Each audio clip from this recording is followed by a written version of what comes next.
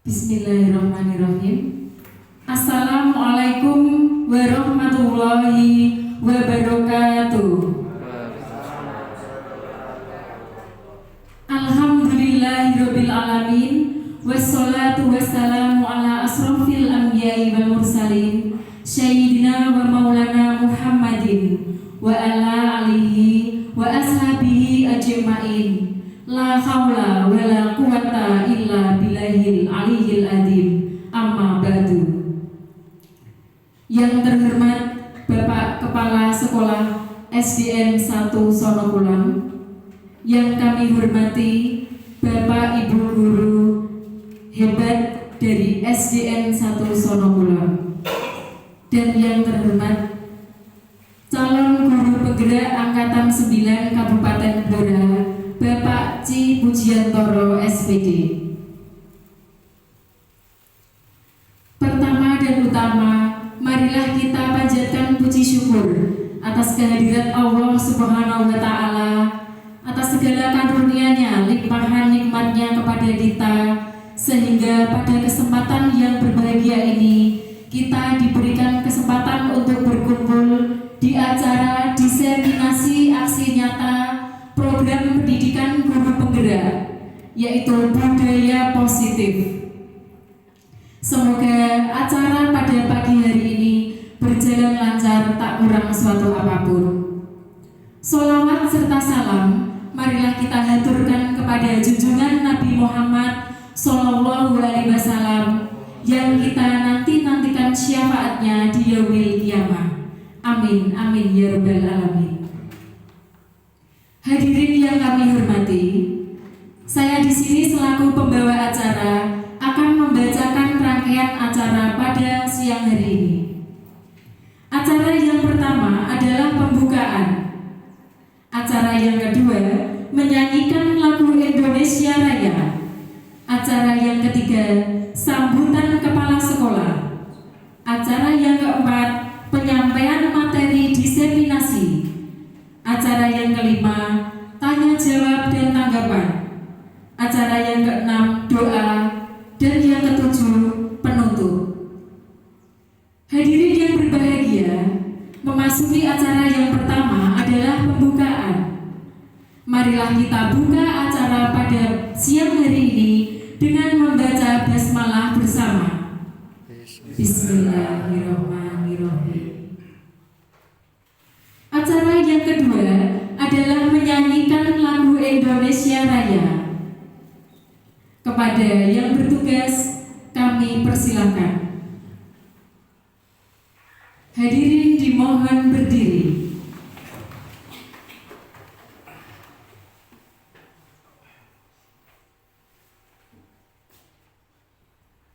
Hiduplah Indonesia Raya.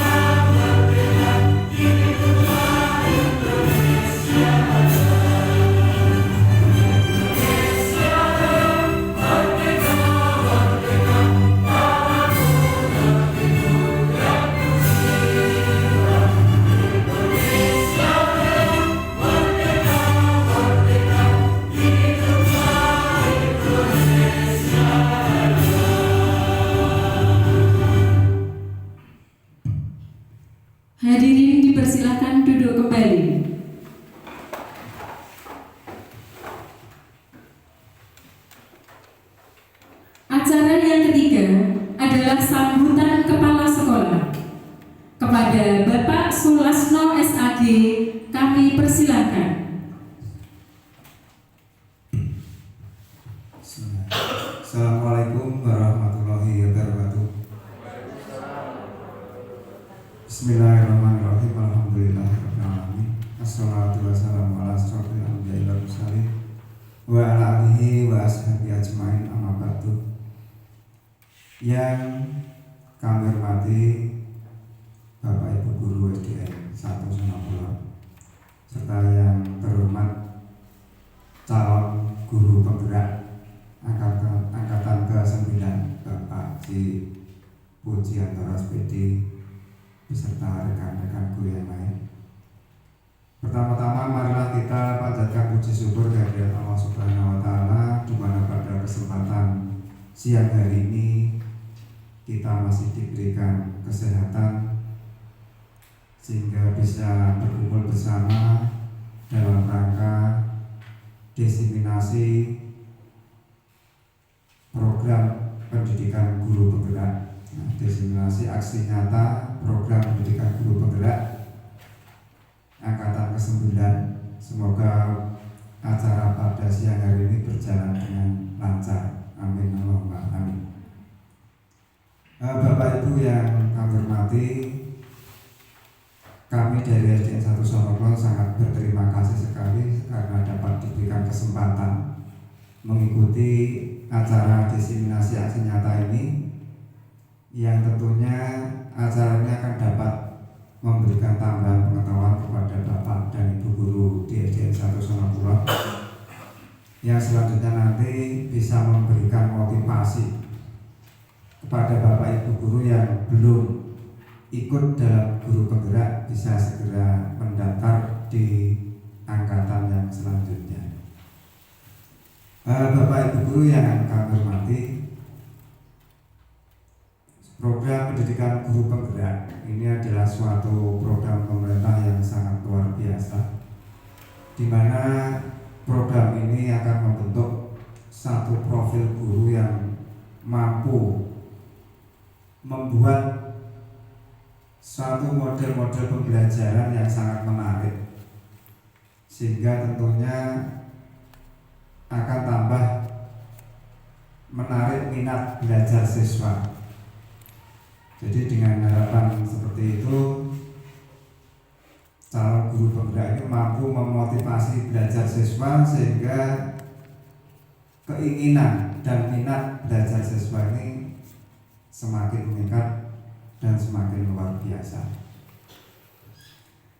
Kemudian pada kesempatan ini Bapak Ci Pujiantoro SPD akan menyampaikan diseminasi aksi nyata tentang budaya positif.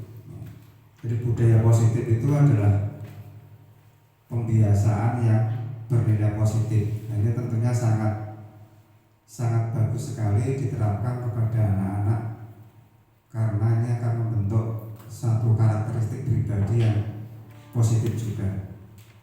Jadi dengan budaya positif ini akan menumbuhkan pembiasaan-pembiasaan yang semula anak-anak itu belum bisa melakukan, tentunya akan dapat mengerti dan mampu membiasakan kebiasaan dirinya sendiri dalam hal-hal yang positif. Yang jelas mungkin nanti akan membentuk suatu karakter dari peserta didik yang luar biasa. Jadi demikian mungkin yang dapat kami sampaikan. Yang mudah-mudahan nanti acara berjalan dengan lancar. Kurang lebihnya mohon maaf. Wabillahi taufiq wal hidayah. Wassalamualaikum warahmatullahi wabarakatuh.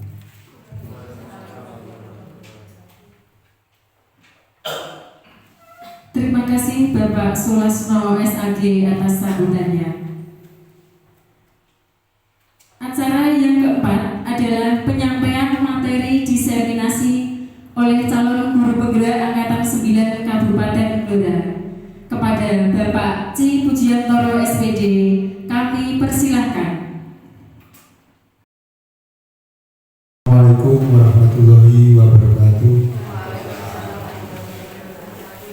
Saya mohon izin untuk berdiri untuk menyampaikan apa yang hari ini saya ingin sampaikan dan saya tularkan kepada panjenengan semua. Yang pertama, saya ingin mengucapkan terima kasih banyak atas kesediaan panjenengan semua. Pada siang hari ini panjenengan meluangkan waktu untuk saya ini mensukseskan pendidikan yang saya lakukan yang sudah hampir berjalan 2 bulan, yaitu pendidikan guru penggerak. Yang kedua adalah kita selalu bersyukur kepada Allah Subhanahu wa Ta'ala. Semoga kita semua selalu diberikan kesehatan baik jasmani dan rohani, sehingga bisa menjalankan aktivitas setiap pagi, baik itu di tempat kerja maupun di rumah masing-masing. Bapak Ibu yang saya hormati, sebelum saya menyampaikan tentang budaya positif, terlebih dahulu saya ingin menyampaikan bahwa saya adalah salah satu calon guru penggerak angkatan 9 dari Kabupaten Blora, yaitu yang difasilitatori, yaitu Bapak beliau Dr. Andes Saiful Anam MPD. Ini adalah fasilitator sekaligus penilai kegiatan-kegiatan dan tugas yang saya lakukan tingkat Provinsi Jawa Tengah. Kemudian saya didampingi oleh Ibu Teresia Natalia Purwanti SPD MPD. Beliau ini adalah pengajar praktek tingkat kabupaten yang bertugas selalu mendampingi saya ketika menyelesaikan tugas baik secara luring maupun secara daring. Dan tentunya saya sendiri, Pak Cipu Jantoro, selaku guru penggerak angkatan 9 dari Kabupaten Blora. Bapak Ibu yang saya hormati, bahwa pada kesempatan siang hari ini saya ingin menyampaikan salah satu kegiatan yang ada di dalam program guru penggerak. Oke, jadi pada kesempatan siang hari ini saya ingin menyampaikan, ini adalah salah satu materi yang saya terima selama lebih kurang dari 2 bulan ini, yaitu tentang diseminasi aksi nyata guru penggerak, yaitu di modul 1.4 tentang budaya positif. Next, Bu. Sebagai gambaran saja, sebelum saya menyampaikan lebih dalam lagi tentang budaya positif itu apa, Bapak Ibu guru semua perlu mengetahui bahwa tujuan pendidikan itu sebetulnya seperti apa sih, seperti itu.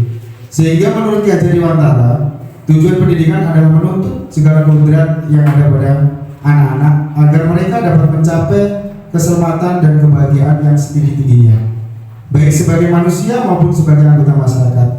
Oleh sebab itu, pendidikan itu hanya dapat menuntun tumbuh atau hidupnya kekuatan kodrat yang ada pada anak-anak agar dapat memperbaiki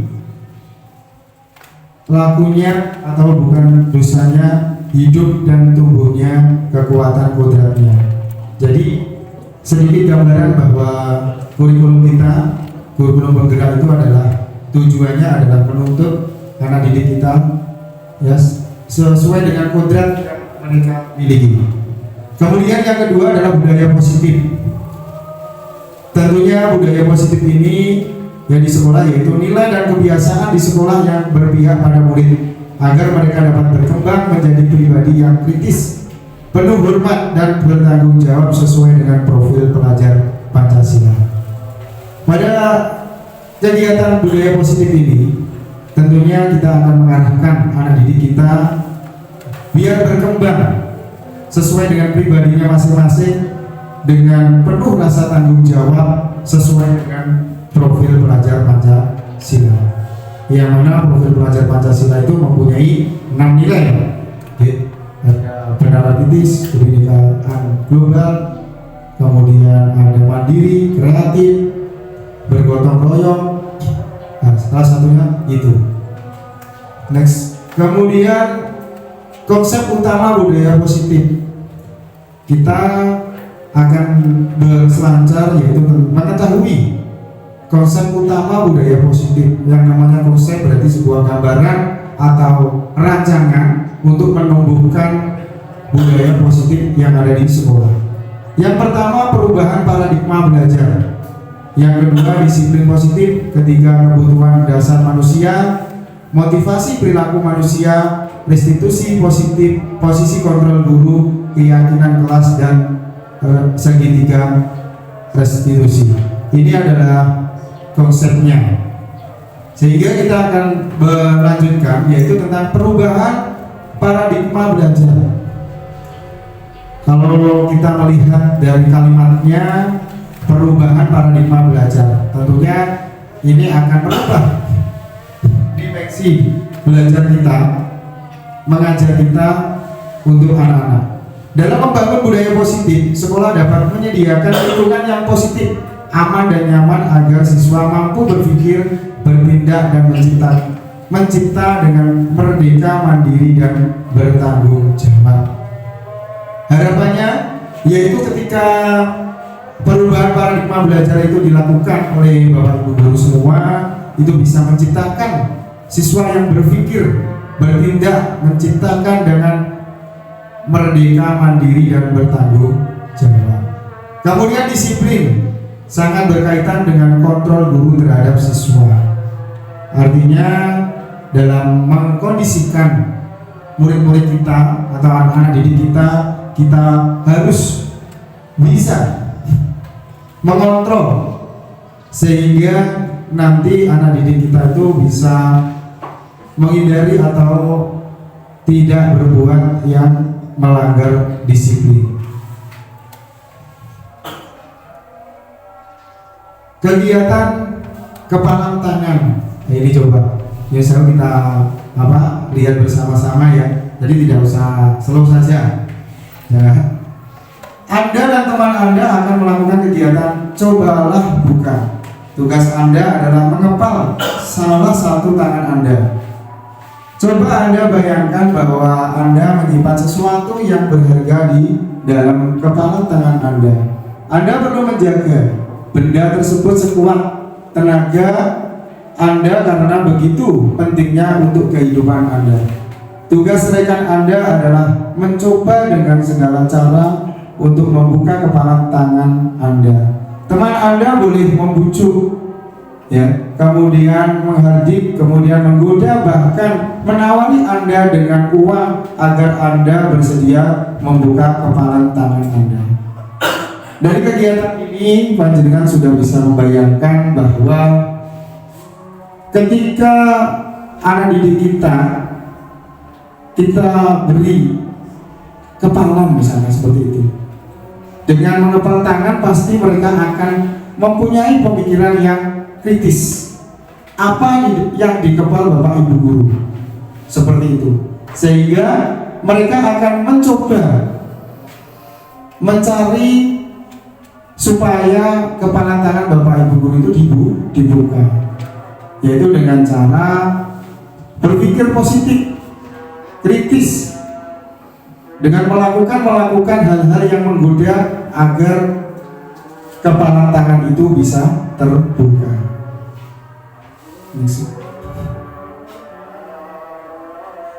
Perubahan paradigma teori kontrol, ilustrasi kontrol. Di bawah ini adalah paparan dari William Glasser dalam kontrol teori untuk meluruskan berapa mispersepsi tentang kontrol. Jadi sebetulnya kita sebagai pendidik itu juga salah satunya adalah sebagai pengontrol. Ilustrasi guru mengontrol murid. Ilusi bahwa kritik dan membuat orang merasa bersalah dapat menguatkan karakter. Ilusi bahwa semua penguatan produktif, efektif, dan bermanfaat. Ilusi bahwa orang dewasa memiliki hak untuk memaksa. Tentunya dari beberapa kegiatan ini, yang pertama, bapak ibu guru sebagai pengontrol, jelas ya, kita pendidik juga berposisi sebagai pengontrol. Apa yang dikontrol, yaitu kegiatan anak-anak itu sendiri. Jangan dibiarkan semaunya sehingga anak-anak nanti keluar dari tujuan pembelajaran yang kita inginkan atau pemerintah inginkan, yaitu apa? Merdeka belajar. Merdeka belajar bukan berarti membiarkan anak-anak itu semaunya sendiri, tidak seperti itu. Merdeka belajar di sini artinya adalah memberikan sebuah kebebasan. Anak biar termotivasi mengeluarkan apa yang ada atau potensi apa yang ada pada diri anak, tetapi dengan tuntunan atau arahan dari bapak ibu guru. Kemudian adalah bahwa kritik dan membuat orang merasa bersalah dapat menguatkan karakter. Ini jelas. Ya, ketika kita membuat seseorang merasa bersalah, pastinya orang tersebut akan memiliki sebuah kekuatan dari dirinya sendiri biar tidak dikatakan bersalah kembali. Ini akan bisa menguatkan karakter yang dia miliki. Kemudian adalah menguatkan positif, efektif, dan bermanfaat. Ya, penguatan positif artinya hal-hal yang positif perlu kita tingkatkan. Kemudian yang kurang positif bisa kita sedikit demi sedikit kita rubah. Bahwa orang dewasa memiliki hak memaksa itu betul. Karena apa? Orang dewasa cenderung akan memaksakan sebuah kehendaknya biar mengikuti kemauan yang dia inginkan. Nah, sehingga ini juga perlu kita pahami bahwa sebagai seorang dewasa itu kita tidak boleh semerta-merta memaksakan kehendak yang kita inginkan. Mengubah paradigma, siapa sesungguhnya yang memiliki kontrol. Ini ya. Jadi kita tadi sebagai pendidik harus memiliki sifat pengontrol. Mari kita buka, kita bedah, kita gali siapakah yang memiliki sifat mengontrol itu. Stimulus respon artinya adalah sebuah umpan balik, ada responsif. Kita mencoba mengubah orang agar berpandangan sama dengan kita. Kemudian perilaku buruk dilihat sebagai suatu kesalahan. Orang lain bisa mengontrol saya bisa mengontrol orang lain. Pemaksaan ada pada satu rujukan gagal. Model berpikir memang kalah. Ini adalah stimulus responsnya. Kemudian teori kontrol. Teori kontrol itu adalah sama dengan pilihan. Yang pertama, kita berusaha memahami pandangan orang lain ya tentang dunia. Jadi kita tidak semerta-merta harus memvonis atau mengambil sebuah keputusan tanpa harus mempertimbangkan terlebih dahulu. Kemudian adalah semua perilaku memiliki tujuan, tentu ya. Jadi apa yang kita lakukan itu pasti mempunyai sebuah tujuan yang ingin kita capai. Hanya Anda yang bisa mengontrol diri Anda. Ini juga perlu kita tekankan pada diri kita bahwa sebagai seorang pendidik kita harus bisa mengontrol diri kita sendiri. Anda tidak bisa mengontrol orang lain. Jelas, karakter orang berbeda-beda dari satu dengan yang lain. Sehingga kita tidak bisa memaksakan kehendak kita. Sehingga kita seolah-olah mengontrol orang itu sendiri. Misalkan saya, Pak Oji, saya ingin kamu itu mengikuti apa yang saya inginkan atau saya mau. Nah, inilah yang disebut kita atau Anda tidak bisa mengontrol orang lain. Kemudian kolaborasi dan bersinergi menciptakan pilihan-pilihan baru. ya, itu adalah bersinergi atau berkomunikasi. Kemudian model berpikir memang ya, model berpikir menang-menang. Artinya ini, model berpikir menang-menang itu kita seakan-akan menang-menangan sendiri. Apa yang mempunyai atau menjadi kehendak kita lakukan semaunya. Pokoknya saya harus begini. Nanti orang lain tidak boleh berpendapat. Misalnya, itu adalah sifat yang menang sendiri. Ya, dari paparan tadi, Bapak Ibu semua yang saya hormati, dari paparan tadi tentang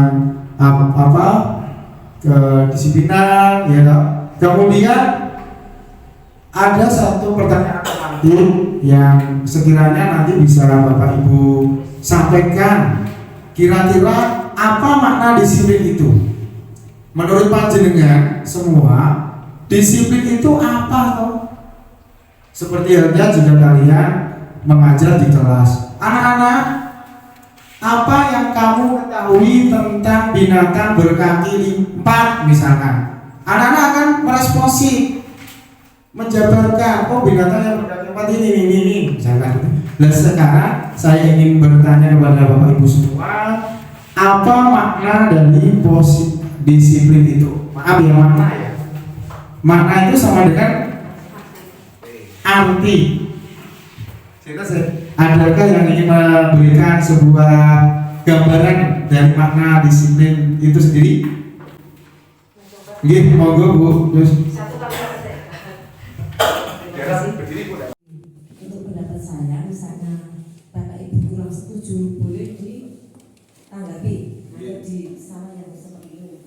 Untuk menurut saya, disiplin adalah sesuatu yang dilaksanakan dengan penuh tanggung jawab. Jawaban saya seperti itu, mungkin bisa ditambah oleh teman-teman dan bisa lengkap. Terima kasih. Masih ada lagi, mungkin ada gambaran atau sebuah pengertian lain selain dari Bu Susati? Mungkin yang mudah-mudahan yang Bapak Ibu mudah-mudahan ini saya bukan calon guru penggerak semua gitu Bapak Ibu. Calon guru penggerak, saya artinya mengabaikan yang sudah sepuh-sepuh, tidak, tetapi memang secara regulasi dan aturan memang yang muda-muda yang digerakkan untuk selalu bergerak. Gimana? Tidak ada? Mas Zaki, kira-kira maknanya apa? Satu nambah satu.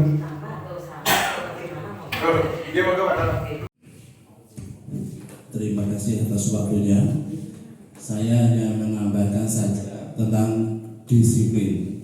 Menurut saya disiplin adalah untuk menanamkan nilai-nilai pemaksaan agar memiliki kemampuan untuk mentaati sebuah peraturan. Itu saja yang saya sampaikan. Bagaimana yang lain, jika ada tanggapan apa kurang atau bagaimana, monggo.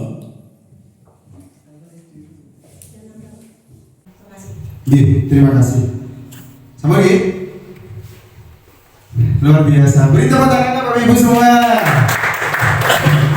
Ya, alhamdulillah, luar biasa. Jadi semua yang Bapak Ibu sampaikan tadi itu memang betul ya, tidak ada yang salah. Jadi kita semua di sini adalah semua melengkapi apa yang kita tahu ya, nanti biar dilengkapi dengan yang lain. Benar Bapak Ibu semua yang saya hormati, bahwa arti dari makna disiplin itu adalah intinya adalah melakukan. Ya ini. Tadi intinya melakukan sesuatu hal dengan disiplin dan rasa tanggung jawab. Gitu nggih? Ya, coba kita sekarang melihat kira-kira dari jawaban ini Bapak Ibu tadi itu betul atau tidak?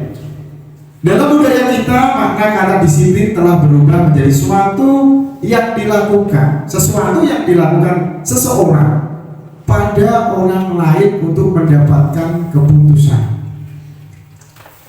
Kecenderungan umum adalah menghubungkan kata disiplin dengan ketidaknyamanan, bukan dengan apa yang kita hargai atau pencapaian suatu tujuan mulia. Kemudian dilanjutkan, disiplin adalah kemampuan memerintah diri sendiri dalam mengontrol dan menguasai diri untuk memilih tindakan yang mengacu pada nilai-nilai yang kita hargai dengan penuh tanggung jawab tanpa diperintah dari orang lain. Tuh ya, kita lanjutkan dulu aja. Kemudian sebagai pendidik, tujuan kita adalah menciptakan anak-anak yang memiliki disiplin diri sehingga mereka bisa berperilaku dengan mengacu pada nilai-nilai kebajikan universal dan memiliki motivasi intrinsik bukan ekstrinsik. Dan yang terakhir adalah disiplin positif, merupakan salah satu penerapan disiplin yang bertujuan ya untuk mengembangkan kesadaran serta membudayakan anak untuk melakukan sesuatu ya tanpa tanpa sengaja ya menjaga atau menghindari hukuman. Jadi gini, perlu panjenengan ketahui. Tadi dari Bapak Ibu semua bahwa disiplin itu melakukan hal yang positif atau disiplin dan rasa bertanggung jawab itu sudah betul.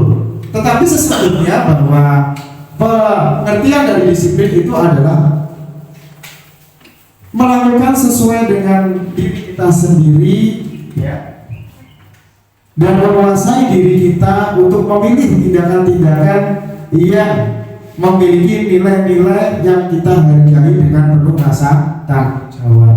Itu adalah pengertian dari disiplin. Jelas ya? Jadi apa yang kita anggap itu mempunyai nilai yang baik berarti itu kita akan lakukan dengan rasa penuh tanggung jawab. Seperti halnya jika Bapak Ibu guru setiap pagi masuk ya kerja sesuai dengan ya aturan, itu membuktikan bahwa disiplin pada diri kita untuk melakukan hal yang baik dan bertanggung jawab. Next, Mbak. Kemudian kebutuhan dasar manusia. Selain disiplin, kita juga akan kita sendiri memiliki sebuah yang dinamakan kebutuhan dasar manusia. Realitas kebutuhan setiap orang berbeda. Kita harus berusaha memahami pandangan orang lain tentang dunia. Setiap orang memiliki gambaran yang berbeda. Ini adalah sedikit gambaran tentang kebutuhan dasar manusia. Kalau kita baca atau mendengar kebutuhan dasar manusia, kalau tidak salah, dulu ketika saya dulu di bangku sekolah, kebutuhan dasar itu adalah kebutuhan sandang, pangan, papan, gitu gitu. Mungkin seperti itu. Tetapi ternyata dari perkembangan zaman semakin berkembang, kemudian pendidikan juga semakin maju, ternyata kebutuhan dasar manusia itu adalah ada belonging, power, fun, dan value. Apa ini dari 4 ini? Misalkan, saya belum pernah mendengar sama Bapak Guru semua, saya juga. Tetapi mari kita bedah apakah pengertian dari keempat hal tersebut. Iya, sudah sampai kasus Mbak ya? Kasus nanti dulu berarti dari kebutuhan dasar nanti kita akan lanjutkan ya terlebih dahulu ke kasus. Jadi setiap kasus nanti coba Bapak Ibu guru semua berusaha memecahkan kasus itu seperti apa. Ini ada kasus. Sebelum saya lanjutkan terlebih dahulu, mungkin dari awal sampai detik ini atau sesi ini mungkin ada yang ditanyakan terlebih dahulu sebelum kita lanjutkan ke kasus demi kasus. Ibu Bapak Ibu, mungkin ada satu pertanyaan. Apakah Pak, misalkan, maaf Pak, sebelum panjenengan lanjutkan saya ingin bertanya tentang ini. Boleh, nggak apa-apa. Kalau saya tidak bisa membaca, teman saya juga akan memberikan sebuah gambar. Di beliau juga salah satu CGP satu angkatan dengan saya. Seperti itu. Jadi intinya kita saling melengkapi. Tidak ada yang salah di dalam belajar atau berdiskusi pada siang hari ini. Kira-kira ada pertanyaan? Udah pas? Sambil Bu monggo nggak apa-apa gitu, nggak apa-apa Bu monggo. Sambil minum nggak apa-apa monggo dihubungin, santai aja. Saya ingin menanyakan Pak, ini masalahnya dengan keadaan di anak didik yang saya alami. Bagaimana cara atau solusi untuk mendisiplinkan anak yang sering mengalami melanggar aturan-aturan yang ada di sekolah yang telah disepakati bersama. Karena seringkali ada anak yang memang seperti itu, dia sulit untuk disiplin terhadap aturan yang sudah disepakati. Bagaimana solusinya? Karena anak ini berulang kali melanggar kedisiplinan yang telah disepakati. Terima kasih. Oke, kita tampil dulu atau langsung saja Pak? Langsung nih. Oke. Ya. Ya santai aja, kita tidak usah terlalu kayak kita namanya juga diskusi. Oke Bu. Sebelum pertanyaan panjenengan saya jawab, terlebih dahulu kita simpan dulu di Bu Navia. Karena session yang akan datang sudah ada pertanyaan dari Bu beliau. Gitu ya? Ya gitu ya. Jadi ini Bapak Ibu, kita tadi pertanyaannya adalah bagaimana mengatasi atau mencari solusi ketika anak itu sering sekali terlambat, sering tidak mengerjakan PR, padahal itu sudah menjadi peraturan yang ada di sekolah. Gitu nih. Loh, ini pertanyaan yang tidak bisa saya jelaskan. Betul.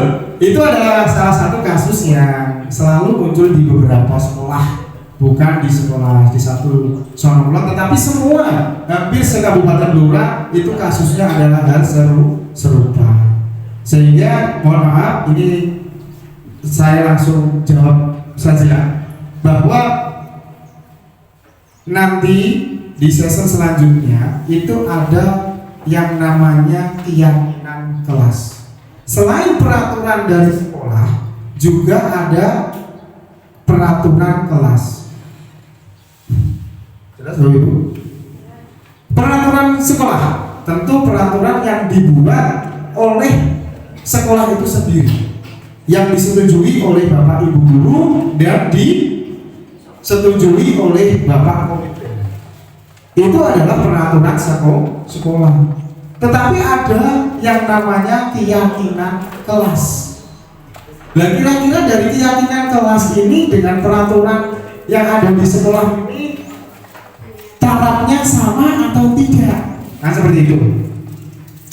Untuk peraturan yang ada di sekolah itu tetap dijalankan sesuai dengan yang disepakati, tetapi untuk keyakinan kelas ini adalah di mana sebuah aturan ya, yang harus ditaati oleh peserta didik. Tadi pertanyaannya adalah bagaimana ya solusinya mengatasi anak yang sering melanggar disiplin, seperti itu. Salah satunya menurut saya, yang saya terima itu kita harus membuat sebuah keyakinan kelas terlebih dahulu atau kesepakatan kelas. Caranya, sebelum Bapak Ibu guru melakukan pembelajaran, mari kita dorong anak didik kita, berikan anak didik kita itu kesempatan. Kira-kira kamu maunya apa anak untuk pembelajarannya nanti? Pak, 1, jangan. Semua siswa tidak boleh datang terlambat. Oke, kita catat. Kemudian yang kedua, ketika pembelajaran tidak ada yang ramai, kita catat. Kemudian yang ketiga, ketika pembelajaran berlangsung kelas harus keadaan kondusif dan bersih. Dan 3 hal itu sementara kita sepakati, baru kita sampaikan kepada anak-anak. Ini kesepakatan yang kalian buat sendiri, bukan bapak atau ibu guru yang membuat. Jadi kalau ada yang melanggar dari kesepakatan ini, berarti pasti ada konsekuensinya. Bukan hukuman, tapi konsekuensi. Beda dengan hukuman. Kalau hukuman adalah anak tidak harus hukuman itu anak dijatuhi sanksi, tapi konsekuensi itu berbeda. Konsekuensi itu adalah jika saya datang terlambat besok, berarti konsekuensinya adalah saya akan misalkan didenda atau membersihkan kelas. Nah, seperti itu. Menurut saya seperti itu, Ibu. Jadi anak-anak mari kita tumbuhkan kesepakatan kelas yang akan memperkuat peraturan yang ada di sekolah. Itu Ibu. Coba nih nanti kita lanjut dulu. Sebatas gambaran saja terlebih dahulu. Kasus 1. Ibu Nana guru kelas 5 sedang bingung menghadapi salah satu muridnya di kelas yang bernama Bayu.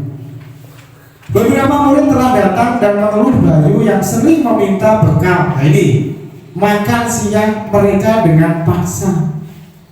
Jika Anda menghadapi situasi seperti Ibu Nana, apa yang Anda akan lakukan? Menurut Anda, kira-kira apa alasan Bayu melakukan hal tersebut? Ini jelas Bayu melanggar sebuah peraturan atau yang ditentukan sekolah, bahwa Bayu itu tidak boleh meminta hak orang lain atau temannya dengan paksa, tetapi Bayu melakukan hal tersebut. Apa yang Bapak Ibu guru lakukan jika menemui anak seperti Bayu? Kira-kira alasan Bayu itu apa? Ya, ini dalam konteks penerapan disiplin positif, Ibu Nana sebaiknya mencari tahu ya alasan Bayu melakukan tindakan tersebut agar mengetahui kebutuhan mana yang sedang berusaha dipenuhi oleh Bayu. Tadi ada kebutuhan 4 kan? Bayu melakukan hal tersebut pasti didorong dari dirinya sendiri. Ada salah satu kebutuhan dari Bayu itu yang belum terpenuhi, sehingga apa? Bayu melakukan hal yang melanggar seperti itu. Kira-kira apa yang belum terpenuhi oleh Bayu? Sama dengan pertanyaan Bu Tuti tadi. Budi, kamu sering terlambat, kamu tidak masuk kelas. Pasti ada salah satu kebutuhan dari Budi itu yang belum terpenuhi.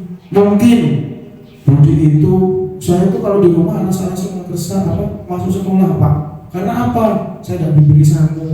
Bisa.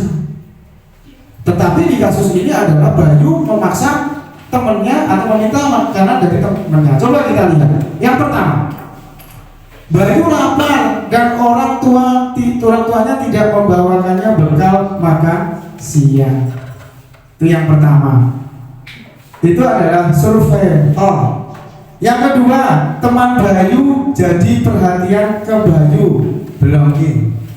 Yang ketiga, Bayu merasa hebat karena temannya jadi takut dan menuruti keinginannya. Itu adalah power. Bayu merasa bosan dengan bekal yang dibawakan orang tuanya.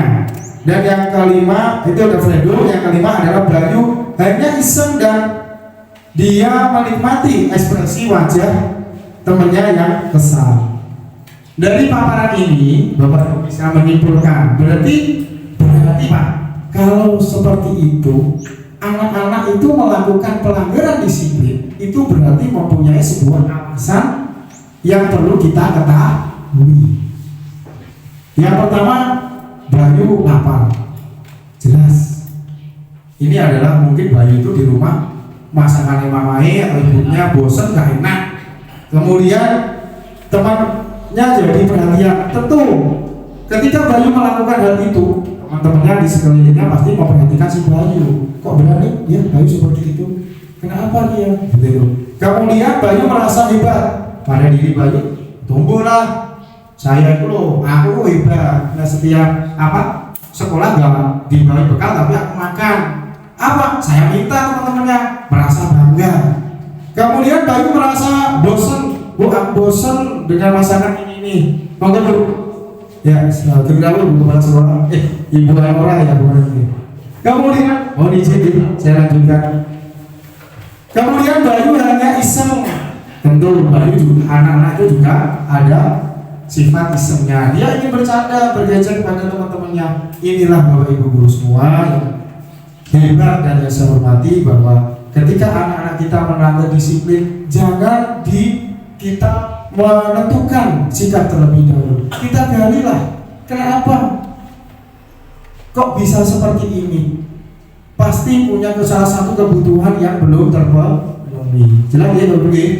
Kemudian yang selanjutnya adalah teori motivasi perilaku manusia. Yang dinamakan teori motivasi perilaku manusia ini adalah di mana ada sebuah trik yang digunakan oleh Bapak Ibu guru untuk memotivasi sebuah perilaku yang positif tentunya. Yang pertama, untuk menghindari ketidaknyamanan atau hukuman apa yang akan terjadi apabila saya melakukannya. Yang kedua, untuk mendapatkan imbalan dari orang lain, apa yang akan saya dapatkan apabila saya melakukannya. Dan yang ketiga, untuk menghargai diri sendiri, saya akan menjadi orang yang seperti apa bila saya melakukannya. Ini adalah masuk di sebuah masuk kategori motivasi, yaitu yang pertama eksternal. Kita lihat panahnya ini ya, yaitu menghindari, tentunya menghindari sebuah hukuman dengan apa yang saya akan lakukan. Caranya bagaimana? Eksternalnya atau duduk. Nek kalau berbuat seperti ini misalkan, kamu nanti berbuat yang kurang baik, apa yang kamu terima.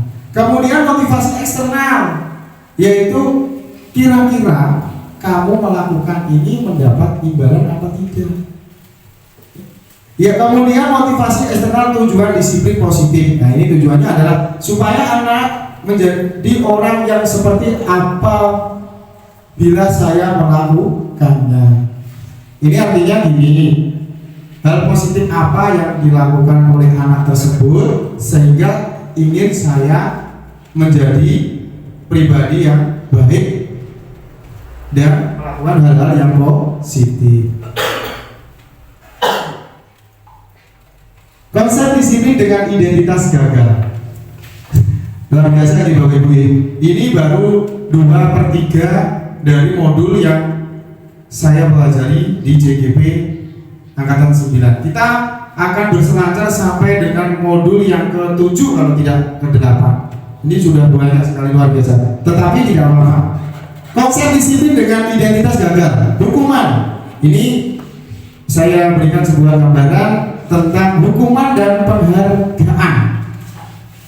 Yang pertama, menyakitkan. Tentu kalau hukuman pasti menyakitkan. Memaksa, jelas.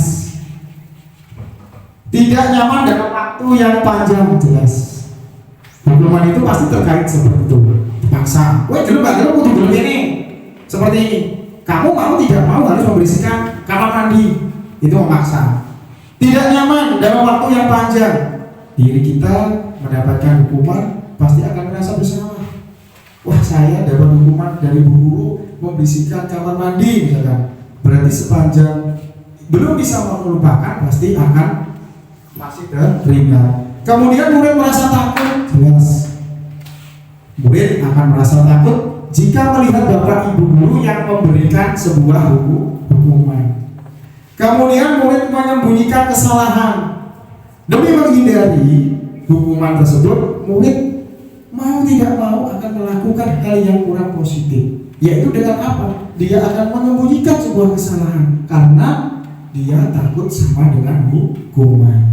Kemudian murid menjadi rendah diri. Tentu ketika peserta didik atau anak didik kita mendapatkan satu hukuman, pasti itu ada image pribadi yang mereka terima. Salah satunya adalah mereka akan menjauh atau merasa dirinya itu bersalah. Penghargaan sifatnya tidak efektif, merusak hubungan, mematikan kreativitas penghukum dengan sistem ranking. Lah kok bisa Pak? Wong penghargaan kok merusak hubungan, penghargaan kok mematikan kreatif. Ini bagaimana?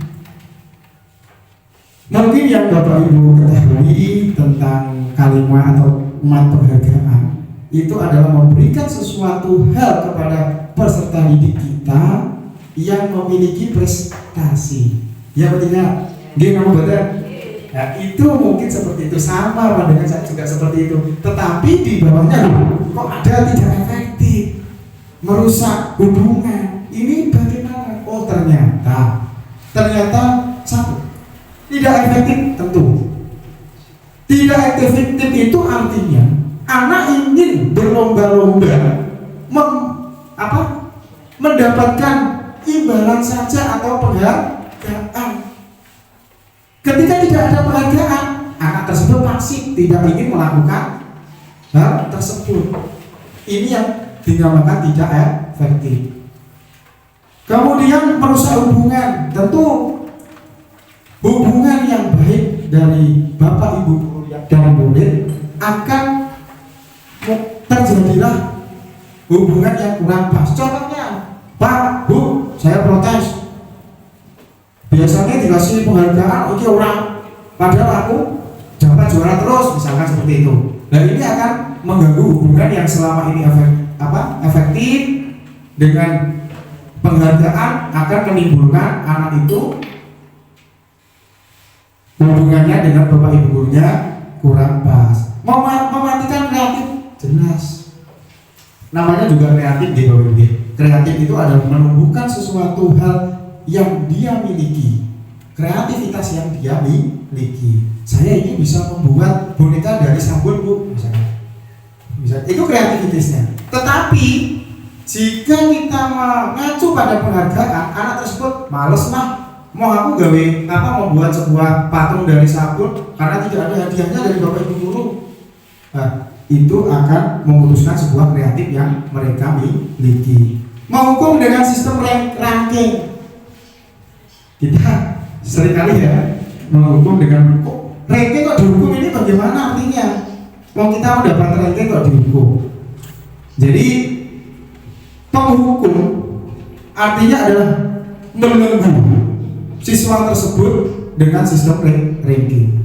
Artinya ketika anak tersebut mendapatkan sebuah ranking, dia berpikir saya pasti akan mendapat sebuah penghargaan dari bapak ibu guru. Itu yang namanya penghukum.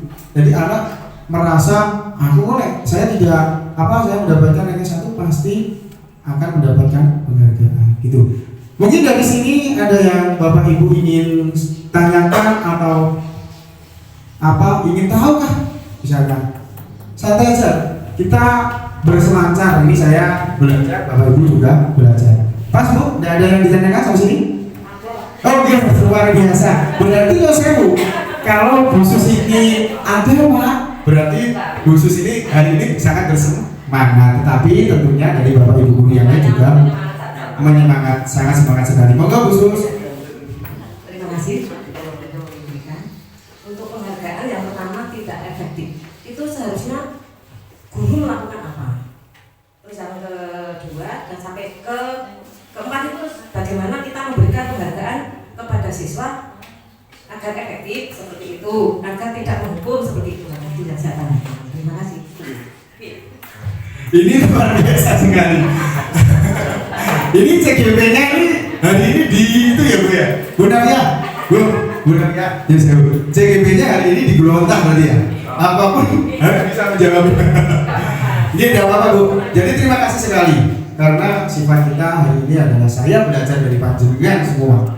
Dan saya belajar dari apa yang sudah saya dapatkan selama pendidikan CGP. Jadi misalkan kurang pas, tidak pasnya, ya saya berpemahaman. Gitu ya. Oke, khusus luar biasa. Pertanyaannya langsung saja jawab aja.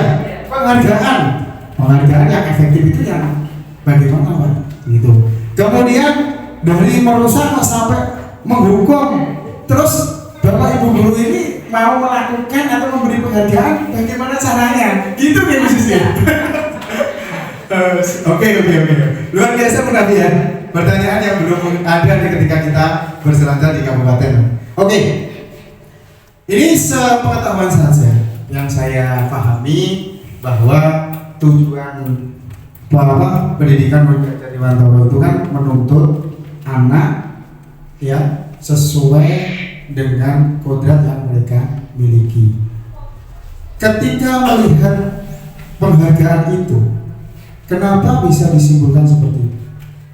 Tadi kan menuntut, tujuannya menuntut. Jadi seperti ibaratnya menanam padi. Padi itu ditanam di lahan yang baik, kemudian tumbuh, berkembang, dan akhirnya muncullah padi yang bagus atau yang baik juga. Sama halnya Bapak Ibu guru semua, bahwa kalau kita ya memberikan sebuah penghargaan kepada anak didik kita, ini jangan kita tentukan dengan apa yang mereka raih. Misalkan ranking ya, kita ranking 1 ibu dapat hadiah, boleh, tak apa. Tetapi paling tidak ibu bapak guru yang saya hormati, ketika memberikan sebuah penghargaan, kita dasarkan dengan apa yang anak tersebut miliki. Maksudnya bagaimana Pak? Seperti tadi, kalau kita selalu memberikan sebuah kalimat-kalimat pemantik kepada anak-anak, kalau kalian nanti itu bisa melakukan ini, Bapak akan berikan hadiah yang luar biasa. Itu yang dimaksud tidak ya. Jadi biarkanlah anak-anak itu berselancar sendiri apa yang dia miliki. Jadi di kelas itu timbulkan suasana yang tidak ada pesaingnya. Biar anak-anak kita didik berselancar. Kemudian dari situ kelihatan kan, misalkan anak A, B, C pintar. Ya ini saya kasih penghargaan. Kemudian ini saya kasih.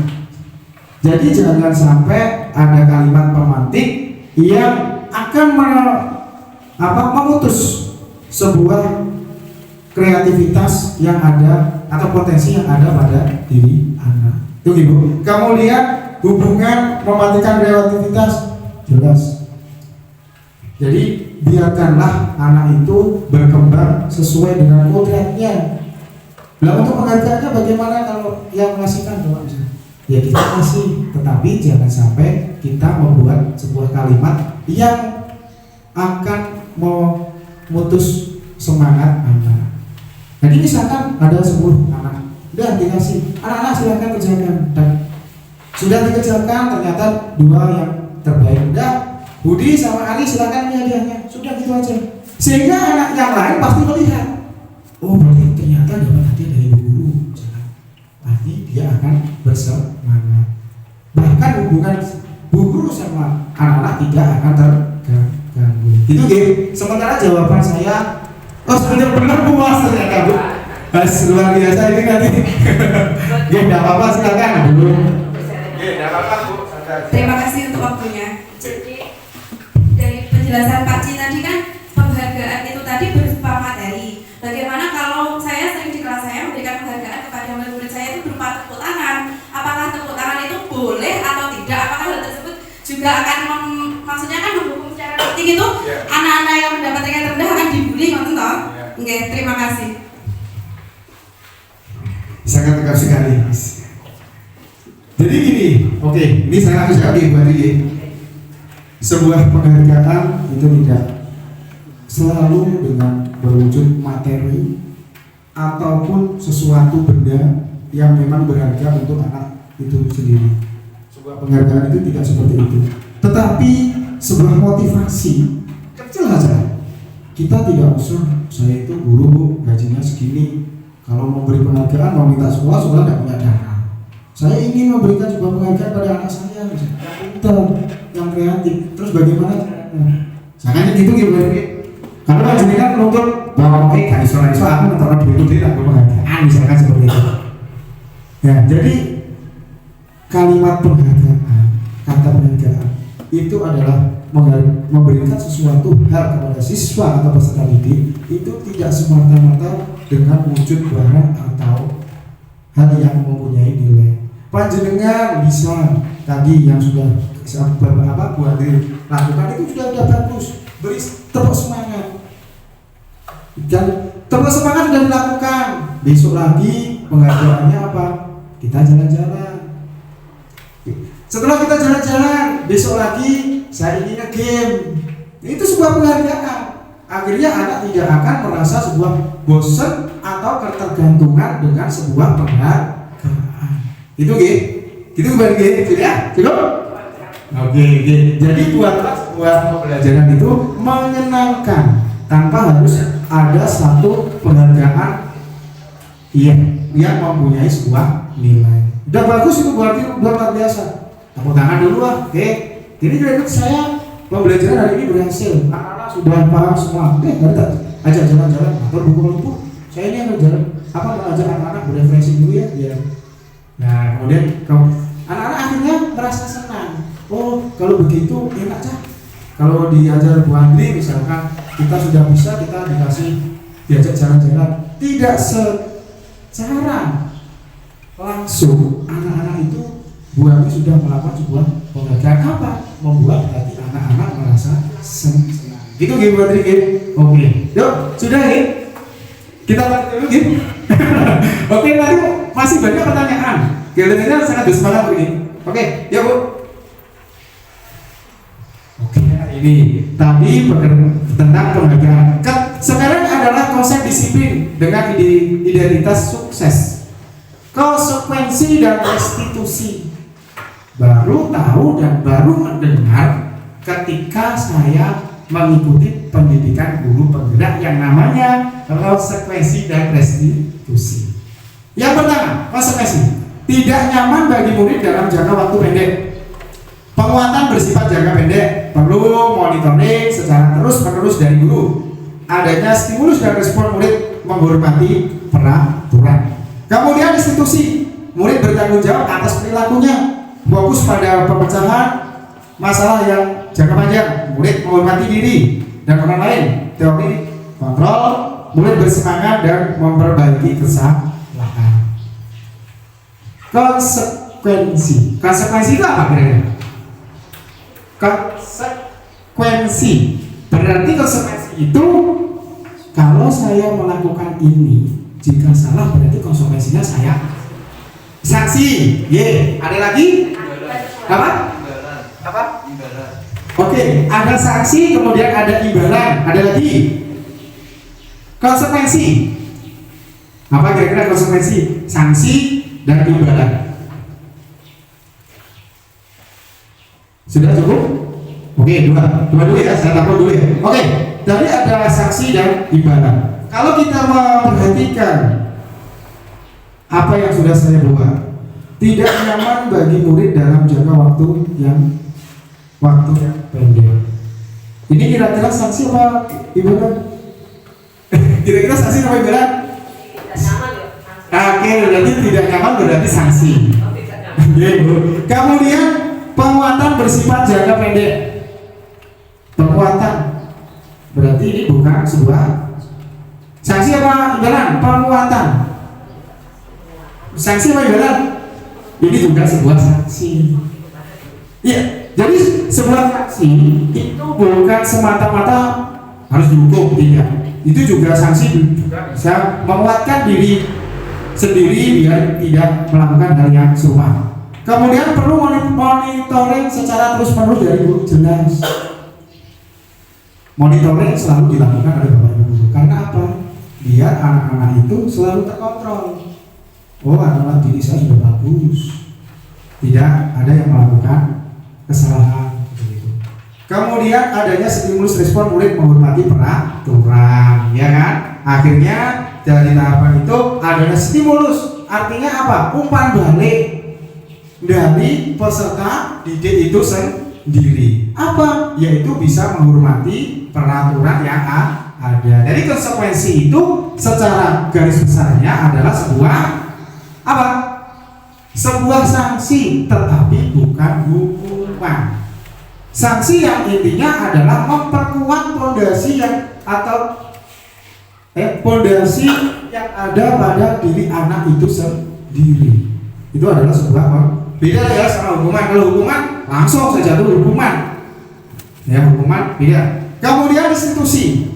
Apa ini restitusi? Bingung. Saya juga bingung restitusi apa ya. Kita lihat. Murid bertanggung jawab atas perilakunya. Restitusi itu adalah sebuah imbal balik. Iya Bu ya. Restitusi apa? Oh iya, maaf saya lupa. Restitusi adalah sebuah tahapan dalam menyelesaikan sebuah masalah. Itu adalah restitusi. Murid bertanggung jawab atas perilakunya. Setelah kita selesaikan mungkin dengan memanggil murid. Misalkan, ini nanti ada ya video saya ketika saya menyelesaikan sebuah kasus atau permasalahan dengan pendekatan restitusi segitiga namanya. Saya panggil, kamu kenapa salah? Kamu kenapa terlambat? Misalnya gitu. Terus kamu tahu nggak terlambat ini menurut kamu bagaimana? Nah ini nanti Bapak Ibu bisa mencari di video saya. Kemudian fokus pada pemecahan. Jelas. Murid menghormati teori. Berarti di sini secara garis besarnya adalah konsekuensi itu sebuah sanksi ya, yang harus kita selesaikan dengan menggunakan metode restitusi. Itu ya, gitu. Ya. Jadi secara garis besarnya seperti itu. Kita lanjut terlebih dahulu. Ini slide-nya berapa? Oh, sudah. Terus baik. Hukuman dan sanksi. Ya, ini ada perbedaan sebuah hukuman dan sanksi.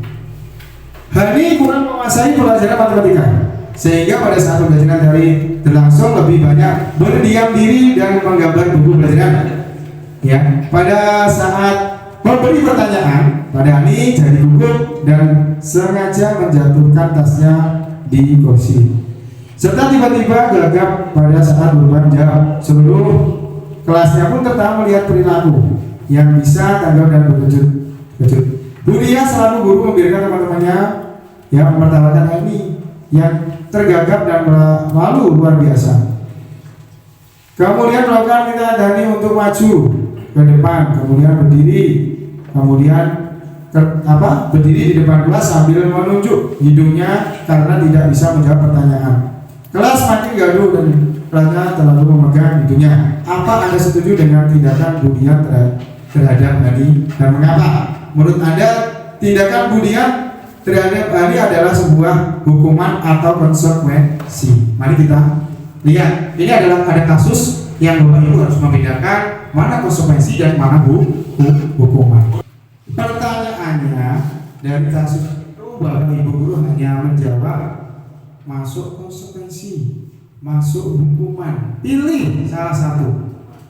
Monggo ditulis dengan apa?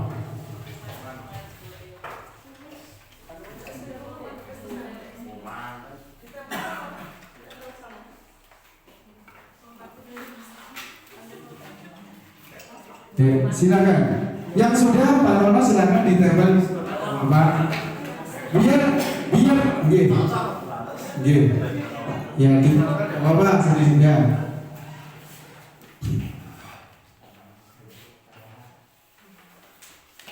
Iya.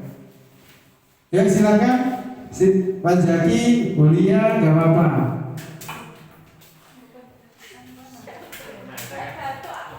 Gak apa-apa. Dikasih nama ya, dikasih nama enggak apa-apa kan jadinya nama Mas Rono siapa lah enggak apa-apa nanti. Yang belum, gitu.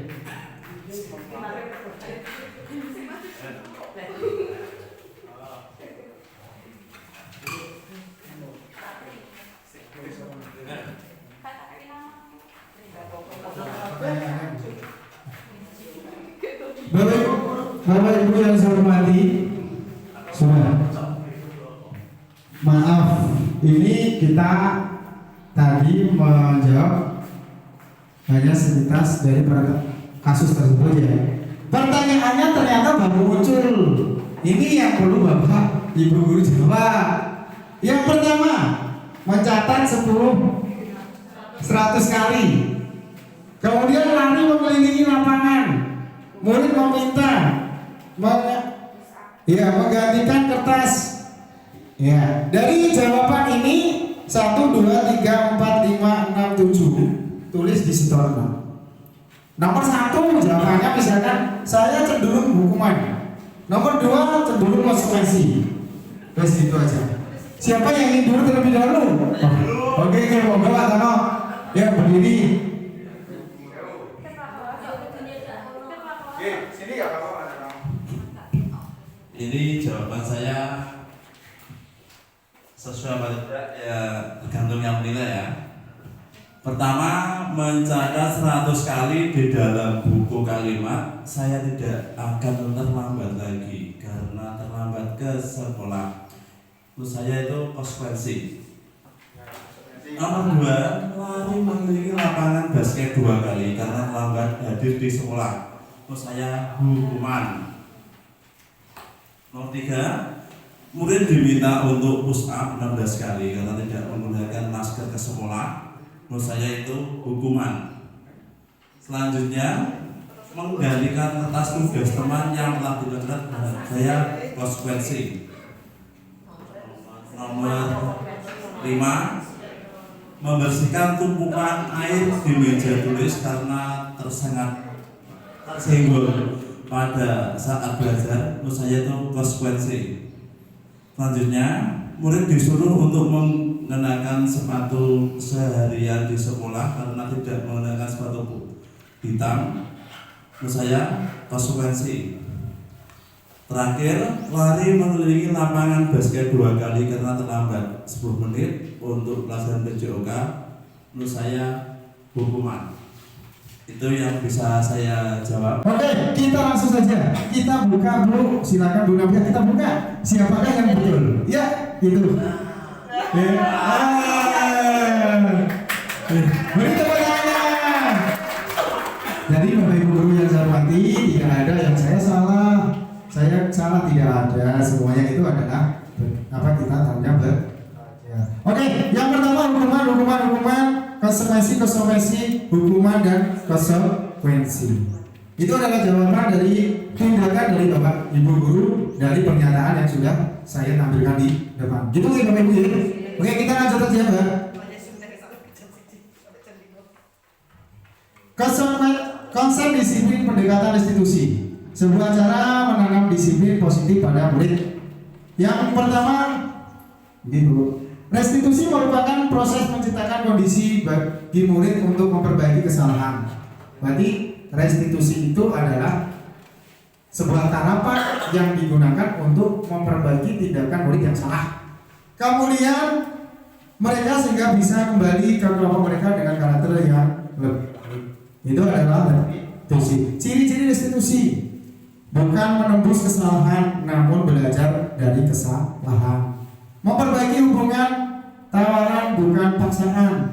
Menuntut untuk melihat ke dalam diri, mencari kebutuhan dasar yang mendasari tindakan, fokus pada karakter bukan tindakan, menguatkan dan fokus mencari solusi. Jadi sekali lagi bahwa tahapan restitusi ini adalah tahapan di mana mencari sebuah solusi atau menciptakan ya untuk memperbaiki sebuah kesalahan. Ini adalah restitusi. Restitusi posisi kontrol. Ini loh Bapak Ibu guru ya semua, bahwa kita itu berada di posisi mana ya? Ada penghukum, membuat rasa bersalah, teman, pemantau dan mana aja. Sebetulnya Bapak Ibu sadari bahwa dari kelima itu pasti ada posisi dari Bapak Ibu guru tersendiri. Posisi saya di mana kira-kira? Saya mau membuat kesalahan, saya dari teman, saya pemantau, manajer dan hukum. Ini adalah 5 restitusi. Posisi kontrol. Posisi kontrol dulu. Penghukum. Ini langsung aja ya. Saya sekilas saja bahwa penghukum itu guru berbuat motivasinya ya. Kemudian menunjuk, menyakiti, menyindir, itu ada sebuah penghukum. Kemudian pembuat rasa takut, yaitu dengan sebuah ucapan atau kata-kata yang membuat anak itu merasa takut. Contohnya bagaimana Pak? Kamu itu mengerjakan tugas seharusnya seperti ini, bukan seperti itu salah. Ya, itu adalah sebuah kata atau kalimat yang akan menjadikan anak itu menjadi takut. Kemudian teman membuatkan alasan-alasan untuk muridnya. Contohnya ada salah satu murid yang tidak masuk, misalkan ada salah satu murid yang melanggar. Ternyata saya itu sudah dekat sekali dengan si Budi. Sehingga apa? Budi itu melakukan kesalahan, saya bilang, misalkan dengan bagaimana? Pak, misalkan Bu Guru yang lain, misalkan bilang, Budi ini melakukan kesalahan kok, dia anak yang baik. Padahal Budi ini sering melakukan kesalahan. Jadi ini yang dikatakan guru serasa teman. Jadi tidak guru dengan murid, tapi guru terasa sebagai teman. Dia rela membuat sebuah alasan demi murid, lindungi muridnya itu. Kemudian pemantau, yaitu menghitung dan mengukur. Tentunya menghitung dalam arti kita bisa mengukur anak didik kita itu sampai jauh mana sih pemahaman materi yang kita sampaikan. Kemudian manajer mengajukan pertanyaan-pertanyaan. Jadi sebagai manajer juga kita bisa melakukan sebuah bertanya kepada anak-anak tentang pertanyaan-pertanyaan apakah yang bisa memotivasi anak.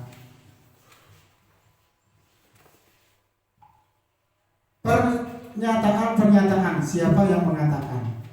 Ini tadi ya, dari ada kontrol, manajer, penghukum, ada 5 posisi. Ternyata ada pernyataan. Saya kecewa sekali dengan kamu. Ini juga akan membuat sebuah menjadi pernyataan penghukum. Kamu tidak benar melakukan ini. Ayo lakukan demi Bapak Ibu. Ini demi melakukan Bapak Ibu tentunya apa? Yaitu merasa membuat bersalah. Gitu? Ya, jadi tolong anak-anak lakukan hal ini. Berarti itu membuat anak-anak merasa bersalah. Karena apa? Anak belum tentu melakukan sesuai dengan hatinya. Itu adalah posisi pemantau. Bagaimana kamu bisa menyelesaikan masalah ini?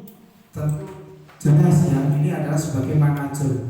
Sebagai manajer pasti ingin mengetahui perkembangan peserta didiknya.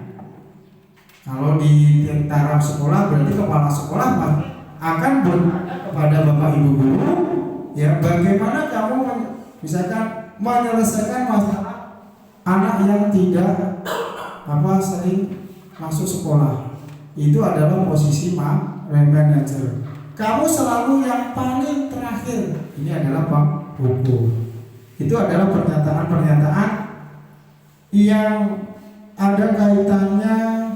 Ada penghukum, teman, pemantau, manajer, dan membuat sebuah kesalahan. Jelas ya Bapak Ibu? Ya, kasus yang pertama.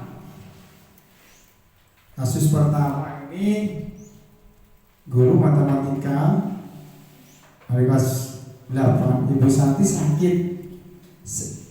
Ini ya saya jelaskan dulu. Tadi ada 5 kontrol. Ada pemantau, ada manajer, ada pembuat kesalahan, ada hukuman, terus ada apa lagi? Satunya ada teman, gitu ya. Dari 5 itu, kemudian kita mau dihadapi sebuah kasus, ya pembuat. Nah ini kasusnya seperti ini. Kalau Bapak Ibu menemui kasus seperti ini, kira-kira posisi Bapak Ibu itu berada di mana tuh? Berada di manajer, penghukum, membuat orang bersalah, atau sebagai teman? Kita lihat ya. Guru matematika dan wali kelas 8 Ibu Santi sangat sakit sehingga tidak masuk mengajar. Akhirnya dicari guru pengganti. Ibu ini baru 2 tahun jadi guru SMP. Beberapa murid perempuan Vivi dan Natali mengetahui hal ini dan mulai menggunakan kesempatan dan bersikap seenaknya, tertawa dan tidak menghiraukan kehadiran Bu Eni. Ibu Eni mencoba menyapa Vivi dan Natali dengan ramah sambil mengingat mereka untuk tetap fokus pada pekerjaan tugas. Ayolah tugasnya dikerjakan, nanti ibu ditegur Bapak Kepala Sekolah kalau kalian tidak mengerjakan tugas. Tolong bantu ibu ya. Namun Vivi dan Natali malah jadi tertawa. Ibu, santai aja Bu. Mereka tetap tidak mengerjakan tugas dan malah mengobrol. Kira-kira dari paparan kasus ini, sebagai pendidik kita di posisi yang mana Pak? Kita langsung aja dijawab secara langsung aja tidak apa-apa. Kira-kira seperti apa? Oke, dari kasus yang pertama, karena Vivi dan Natali itu menurut saya tindakan yang dilakukan atau posisi Bapak Ibu guru adalah apa? Tadi Bu, betul apa Bu? Teman. Menurut Pak adalah apa? Membuat rasa bersalah. Kenapa kok gitu? Itu ada kata-kata. Ada kata-kata, tolong ini kerjakan. Ya, nanti saya dimarahi oleh Bapak Kepala Sekolah. Padahal Vivi dan Natali tidak mau jelas.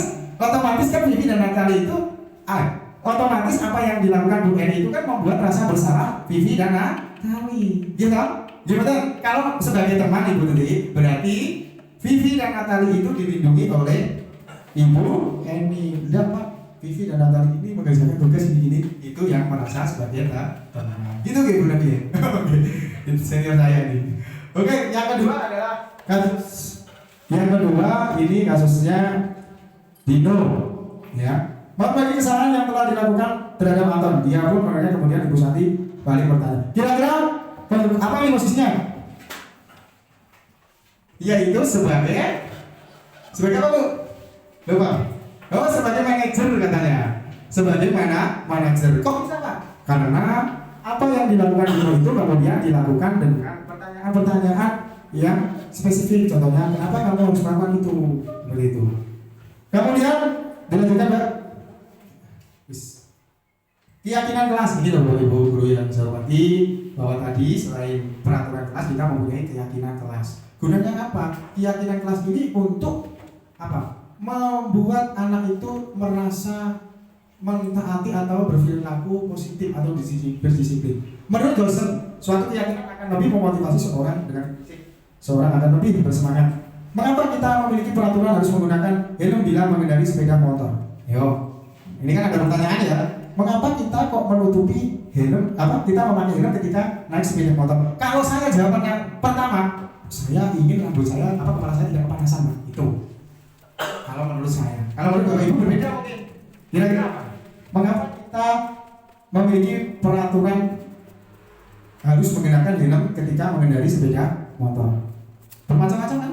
Ada yang mentaati peraturan lalu lintas, ada yang keamanan. Dia yang paling tepat itu adalah kita biar terjaga keamanannya dari sesuatu yang tidak kita inginkan. Itu. Kemudian yang kedua, mengapa kita memiliki peraturan 3M?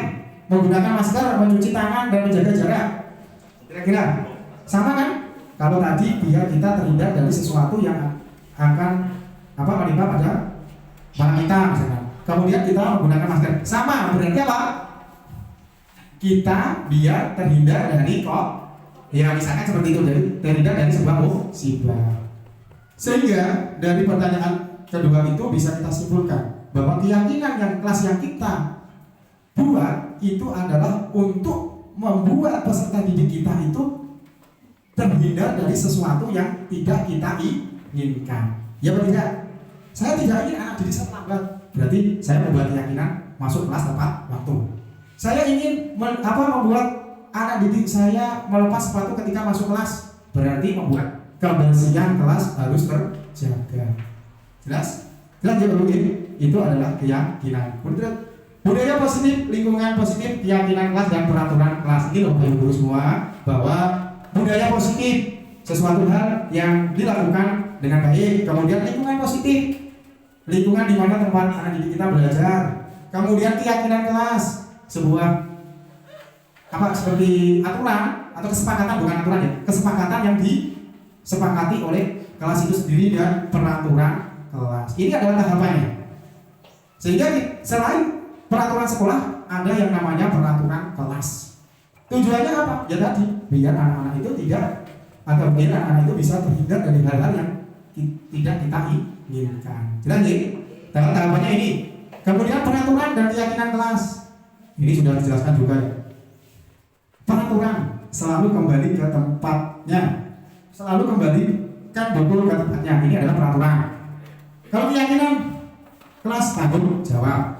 Tidak ada hubungannya nggak? Ada hubungannya. Kemudian dilarang mengganggu orang lain, jelas. Itu adalah peraturan. Kemudian keyakinan kelasnya menghormati orang lain. Harus hadir 15 menit sebelum pembelajaran. Keyakinan kelasnya menghormati orang lain dan berkomitmen. Dilarang melakukan kekerasan. Kemudian keselamatan menghormati orang tua. Orang lain dilarang mengganti narkoba, ya, gantian dan menunggu giliran. Bapak Ibu, ini adalah sedikit gambaran tentang peraturan dan keyakinan. Biar lebih spesifik lagi. Pembentukan keyakinan kelas. Ini loh, kita bisa melakukan, Bapak Ibu guru bisa melakukan hal tersebut. Yang pertama, meyakini kelas bersifat lebih abstrak dan konkret.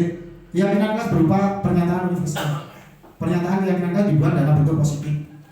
Keyakinan kelas sebenarnya tidak terlalu banyak sehingga mudah diingat. Keyakinan kelas sebaiknya sesuatu yang dapat diterapkan di lingkungan tersebut. Semua warga kelas ikut berkontribusi dan kita kemudian bersedia meninjau kembali keyakinan kelas. Ini adalah pembentukan keyakinan kelas. Ini Bapak Ibu mungkin bisa diterapkan besok ketika panjenengan itu pembelajaran. Sebelum pembelajaran, marilah apa yang belum Bapak Ibu lakukan, kita mencoba melakukannya. Karena itu ada kaitannya dengan transformasi perubahan pendidikan yang kita lakukan. Yaitu yang pertama dengan dokumentasi sosialisasi keyakinan kelas. Bapak Ibu tadi kan ada anak-anak misalkan di usia UG. Nah, jadi apa? Di sini ini semuanya murid misalnya. Mari kita buat keyakinan kelas kita. Terus menulis, 1 ditulis, ditempel, 3, udah cukup. Yang pertama masuk tepat waktu, yang kedua kebersihan terjaga, dan yang ketiga dilarang berbicara ketika pembelajaran dimulai. Sudah itu ditetapkan. Pernyataan universalnya sudah ada 3, sudah ditetapkan. Itu adalah termasuk kategori keyakinan kelas. Setelah ditetapkan, barulah nanti anak-anak itu reaksinya bagaimana. Pasti anak-anak itu, wah saya sudah membuat menulis kesepakatan seperti ini, berarti saya harus melaksanakan. Ini adalah sebagai gambaran tentang tata cara atau alur ketika Bapak Ibu membuat keyakinan kelas. Berikanlah stop note, menulis, kemudian ditempel, baru dibacakan. Ini bukan panjenengan yang membuat, tetapi anak sendiri untuk merubah dirinya seperti atau untuk melakukan hal yang sudah ditulis di stop note tersebut. Itu ya. Segitiga restitusi. Ini sedikit aja. Segitiga restitusi itu adalah sebuah menyelesaikan masalah dengan menggunakan pendekatan. Murid melebih tujuan disiplin, ya, kemudian membantu murid untuk jujur pada diri sendiri dan mengevaluasi. Kemudian segitiga restitusi ini ada 3 bagian, ya. Ada validasi kebutuhan, menanyakan keyakinan dan menstabilkan identitas. Ini nanti lihat videonya aja ya. Tahapan segitiga restitusi, menstabilkan kelas, menstabilkan identitas itu membuat salah satu hal yang manusia ini. Terus tidak ada manusia yang sempurna. Bapak Ibu juga pernah membuat salah. Ketika pasti bisa menyelesaikan permasalahan. Kamu akan menyalahkan dirimu sendiri terus-menerus. Nah, terus Saya Nela Sandriato dari kelas 9B, terus senang mendengarkan diskusinya oleh Pak Cik. Saya harap kedepannya saya dapat menjaga posisi saya lebih dan dapat bersama lebih. Terima kasih.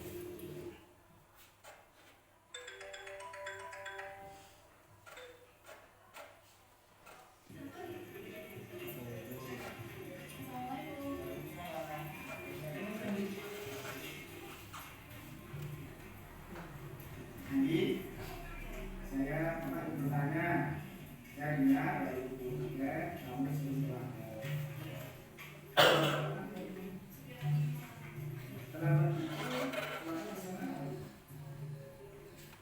Kesalahan itu manusiawi. Yang manusia orang pasti pernah melakukannya.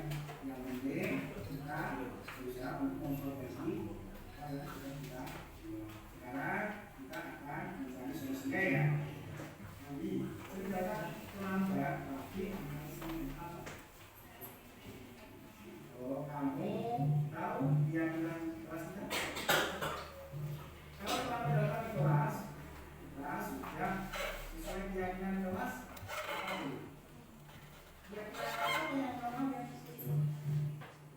menurut kamu disiplin itu apa ya? Kalau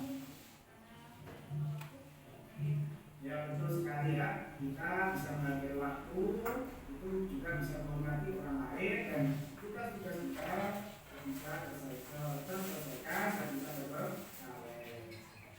Iya, ya betul kan? Ya kita putuskan dengan minta maaf. Sekarang apa yang kamu lakukan agar tidak lolos lagi? Baik kan, jadi kamu sudah tahu kan menemukan sanksinya, maka bersama dengan orang tua kamu biar kamu tidak akan terlambat lagi. Gitu ya. Ya sekarang kamu bisa kembali ke kelas kamu. Ya, ya. Assalamualaikum warahmatullahi wabarakatuh. Saya Anita Syah dari kelas 9. Sangat senang bisa diadakan di mencari solusi dari permasalahan teman-teman. Semoga dengan adanya solusi ini, saya bisa menjadi lebih baik ke depannya nanti. Sekian dan terima kasih. Wassalamualaikum warahmatullahi wabarakatuh. Ya, Bapak Ibu Guru semua yang saya hormati, itu adalah bentuk penyelesaian suatu permasalahan. Yang pertama adalah ketika Enos itu melihat temannya yang menyontek ketika ulangan berlangsung, sehingga tidak sadar Enos itu memukul dan naik meja. Kemudian yang kedua adalah Anggita, itu adalah sering terlambat sekolah, masuk sekolah karena sering begadang di setiap malamnya. Jadi ketika menyelesaikan sebuah permasalahan itu, kita tidak harus bisa menggunakan yaitu pendekatan segitiga restitusi. Selain menanyakan keyakinan kelas, kemudian mencari jalan solusi atau jalan keluarnya. Itu ya gambaran sedikit tentang penerapan segitiga restitusi yang sudah saya lakukan kemarin. Kemudian yang selanjutnya adalah dalam rangka menciptakan lingkungan yang positif, maka setiap warga sekolah dan pemangku kepentingan perlu saling mendukung, menghayati, dan menerapkan nilai-nilai kebajikan yang telah disepakati bersama. Tujuan kuliah ini menerapkan disiplin positif agar terbentuknya siswa yang berkarakter, berdisiplin, santun, jujur, peduli, tanggung jawab, dan merupakan pembelajaran sepanjang hayat sesuai dengan standar kompetensi lulusan yang diharapkan. Jadi dalam belajar ini tentunya kita mengarahkan diri kita untuk belajar sepanjang hayat supaya sesuai dengan kompetensi kelulusan yang kita harapkan, yaitu mempunyai sebuah karakter, disiplin, santun, jujur, dan peduli.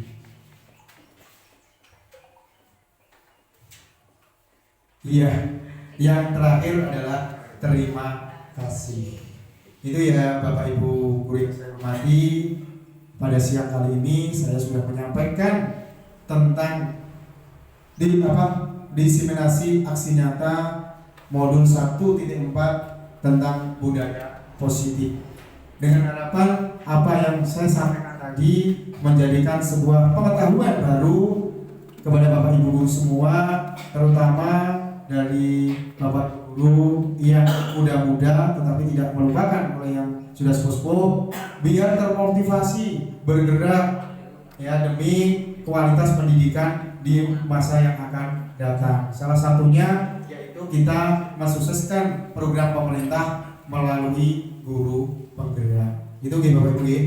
Itu sebelum saya akhiri, kita speaking terlebih dahulu. Biar suasana yang tadi agak tegak berpikir, kita lupakan sejenak. Ini ada gambaran speaking tentang profil pelajar Pancasila. Moga semuanya berdiri Ibu. Ya silakan semua.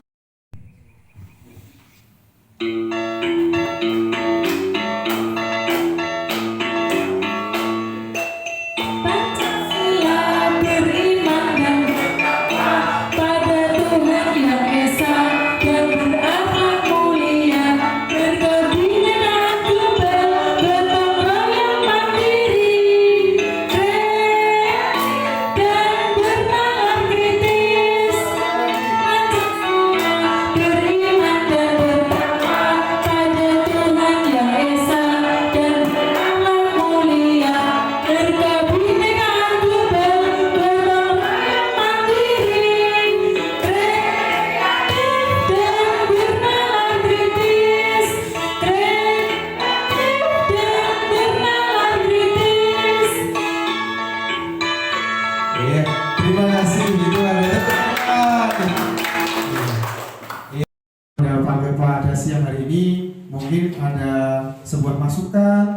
bahkan saran yang ingin panjenengan sampaikan kepada saya sehingga kedepannya nanti bisa saya sampaikan kepada pengajar praktek saya, bahkan fasilitator saya tentang apa yang sudah saya sampaikan tadi.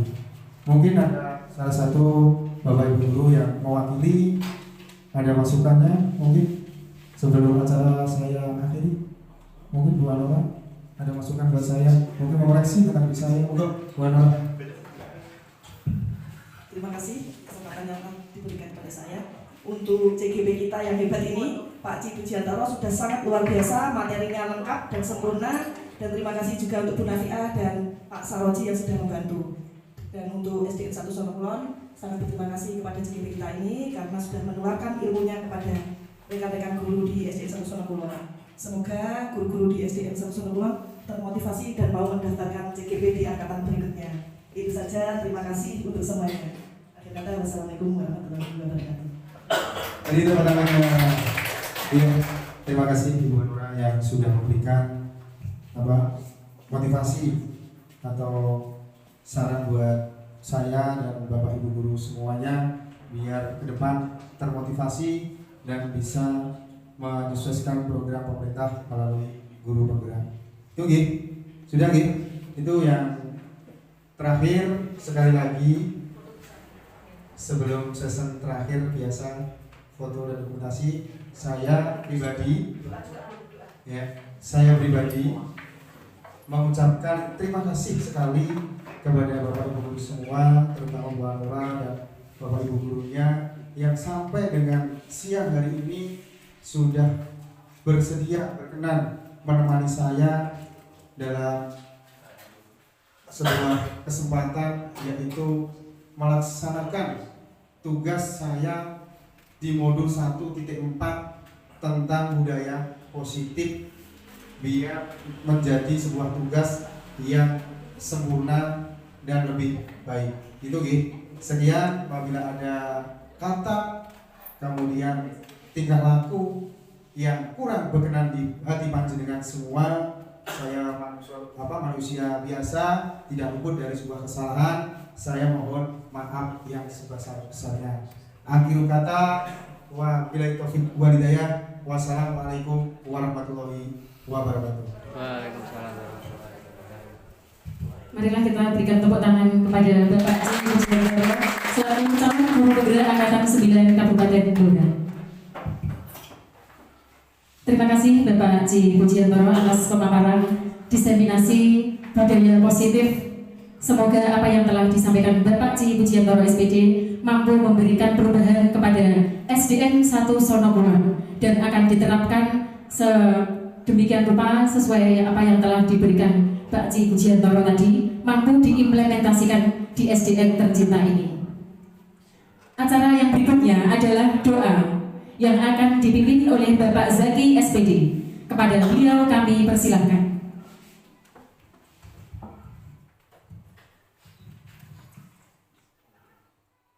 Langsung oke.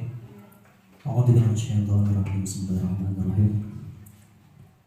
Hamdan fi ni'matika fi majidika ya rabbana lakal hamdu kama yusalli alaihi sultani. Allahumma shalli ala sayyidina Muhammad wa ala sayyidina Muhammad. Allahumma fir lana dhunubana wal walidina wa lana ajina wa li jami'il muslimina wal muslimat wal mu'minina wal mu'minat al-ahya'i minhum wal amwat. Allahumma inna nas'aluka salamatan fid din wa afiyatan fil jasad wa shidatan fil 'ilmi wa barakatan fil rizqi wa tawbatan qabla al-maut. Madari dan ma'lum maghfiratan badal maut. Allahumma hawin alaina fi syakaratil maut wa najata dengan nar wa na'mal syukrana atina dunya hasanah wa qina adzaban nar wa qina adzaban nar rabbana la tahmilna shay'an wa hatana rabbana wa la tahmilna ma syaraka ma'man alladhi min qablina rabbana wa la tahmilna ma la quwwata lana bi wa fa'na wa firlana warhamna anta maulana fansurna 'alal kafirin. Rabbana atina fid dunya hasanah wa fil akhirati hasanah wa qina adzaban nar wa qina adzaban nar wa qina adzaban nar wa sallallahu ala sayyidina Muhammad wa ala alihi washabbihi wasallam. Subhana rabbika rabbil izzati amma yasifun wa salamun alal mursalin walhamdulillahi rabbil alamin. Amin amin ya rabbal alamin. Assalamualaikum warahmatullahi wabarakatuh.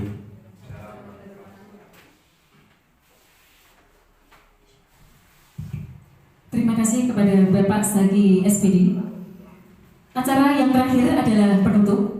Marilah kita tutup acara diseminasi aksi nyata program pendidikan guru penggerak budaya positif oleh calon guru penggerak angkatan 9 Kabupaten Blora, Bapak C. Pujiantoro SPD.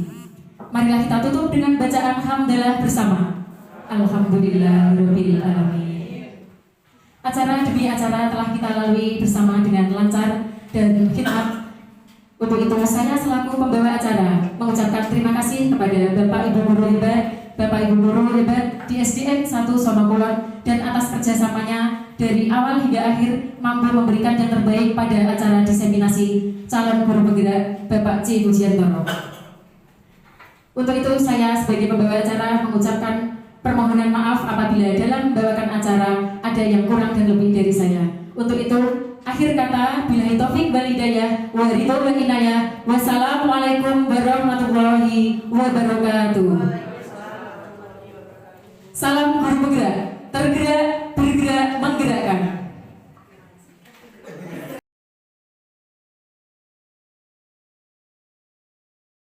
Warahmatullahi wabarakatuh.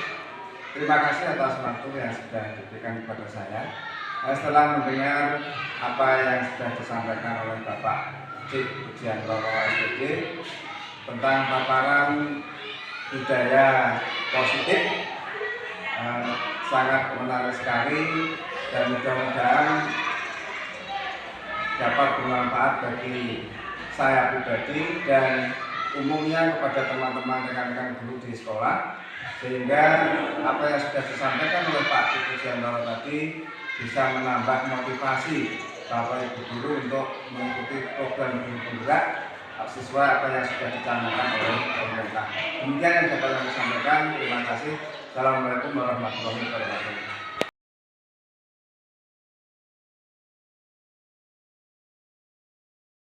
Kalian menulis keyakinan kelas yang atau yang ingin kamu sampaikan, ya.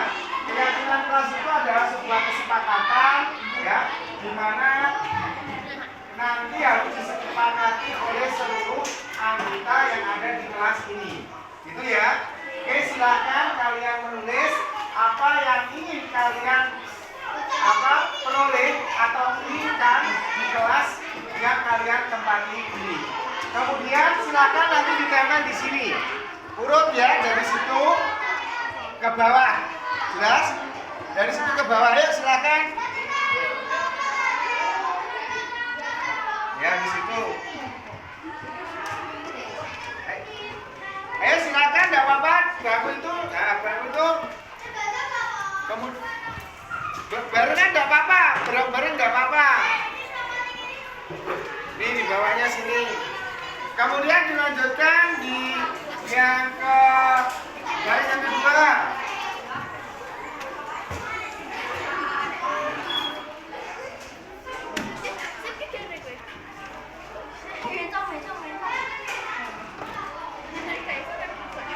Ya, baris yang ketiga, silakan di sini, tidak apa-apa.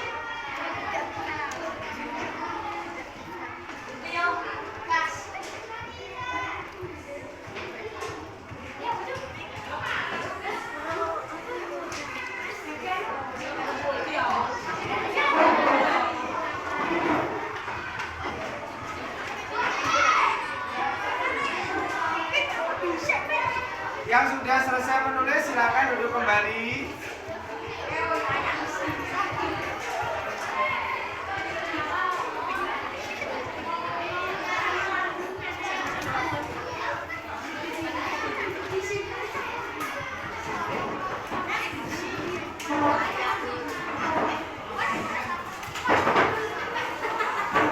Sudah ya, perhatikan anak-anak, ini adalah wujud dari apa yang kamu harapkan di kelas ini, sehingga nanti akan menjadi sebuah kesepakatan yang harus dilakukan oleh setiap warga di kelas ini atau semua siswa. Ada salah satu yang ingin membacakan anak-anak? Mega mungkin bisa membacakan, dibaca tidak apa-apa sebentar Mega. Ya dibaca tidak apa-apa, apa yang adanya kamu.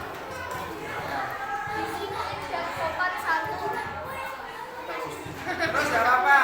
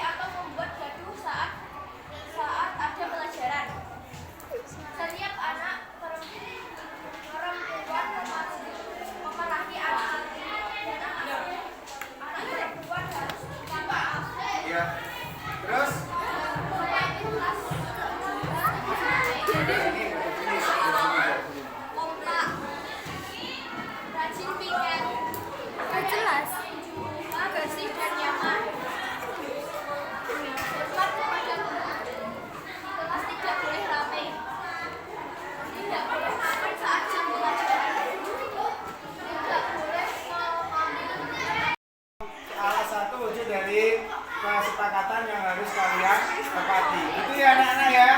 Oke, ya terima kasih.